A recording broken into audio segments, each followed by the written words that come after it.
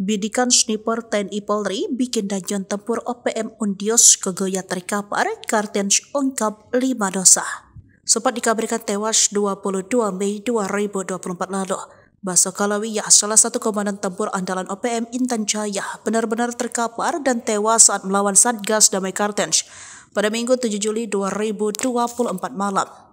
Basoka dikenal jago tembak dan menjabat sebagai komandan batalion tempur Intan Jaya yang dipimpin Brigjen Undios kegoyah itu, bahkan kerap disebut otak dari serangkaian serangan. Korps Damai Kartens Brigjen Faisal Ramdhani dalam keterangannya Senin 8 Juli 2024 mengatakan, Basoka dan pasukan kepregok tim gabungan TNI Polri yang melakukan razia di Kampung Topo, Distrik Uapa, Nabire, Papua Tengah. Saat itu Basoka dan anak buahnya diminta menyerah, namun tak digubris dan justru membalas tembakan, sehingga aparat TNI Polri melakukan tindakan terukur. Basoka terkapar setelah sniper TNI Polri melakukan tembakan balasan. Ia terlibat sejumlah aksi kriminal di Intan Jaya dan Paniai, ujar Faisal. Ditambahkan, Kasatgas Humas Operasi Damai Kartens Kombes Bayu Seseno bahwa Basoka terlibat dalam beberapa aksi kriminal di Intan Jaya, Paniai sepanjang 2024. Pertama, terlibat pembunuhan sopir angkot Rusli 40 tahun di Paniai, Papua Tengah 12 Juni lalu.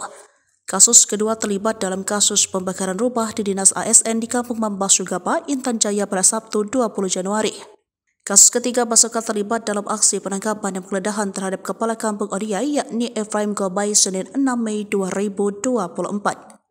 Keempat, terlibat aksi penembakan dan pembakaran kios dan gedung SD di Kampung Uwi Butuh, Distrik Padai Timur pada Selasa 22 Mei. Terakhir yang kelima, 2 hari sebelum yakni 20 Mei lalu, Basoka membakar 12 kios dan menembak pemilik kios bernama Arwin. Namun selamat dan hanya terkena helm. Arwin disebut Shebi sebagai intelijen dan TNI Polri. Saat ini, jenazah KKB Basoka masih berada di RSUD Nabire, kata Bayu. Diketahui Basoka sempat diberitakan ditembak Batih pada 21 Mei, namun diralat oleh Jubir OPM Sebi Sambo mengatakan bahwa tertembak Detius kegoyah. Sementara Basoka selamat meski diserang TNI Polri, namun kali ini Basoka tak lagi sakti. Jika dalam penyerangan kios pada 22 Mei lalu Basoka lolos, kali ini dia tertembak mati.